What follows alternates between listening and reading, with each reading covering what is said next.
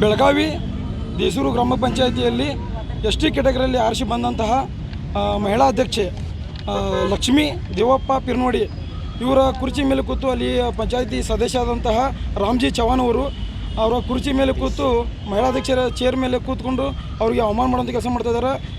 ಜಾತಿ ನಿಂದನೆ ಮಾಡೋದು ಹಾಗೂ ಅವ್ರ ಮೇಲೆ ಇಲ್ಲಸಲ್ಲದ ಆರೋಪಗಳನ್ನು ಮಾಡೋದು, ಇಲ್ಲಿ ನಂದೇ ಆಡಳಿತ ನಂದೇ ರಾಜಕೀಯ ಅಂತ ಅಲ್ಲಿ ಎಲ್ಲ ಸದಸ್ಯರ ಮುಂದೆ ಅವ್ರನ್ನ ಅವಮಾನ ಮಾಡುವಂಥ ಕೆಲಸ ಮಾಡ್ತಾರೆ. ಆದಷ್ಟು ಬೇಗ ಅವ್ರ ಮೇಲೆ ಕಾನೂನು ಕ್ರಮ ತಗೊಂಡು ಅವರನ್ನು ಸದಸ್ಯತ್ವದಿಂದ ರದ್ದುಗೊಳಿಸಿ ಅವ್ರನ್ನ ವಜಾಗೊಳಿಸಬೇಕಂತ ನಾವು ಮಾನ್ಯ ಜಿಲ್ಲಾಧಿಕಾರಿ ಮನವಿ ಮಾಡ್ತಾಯಿದ್ದೀವಿ.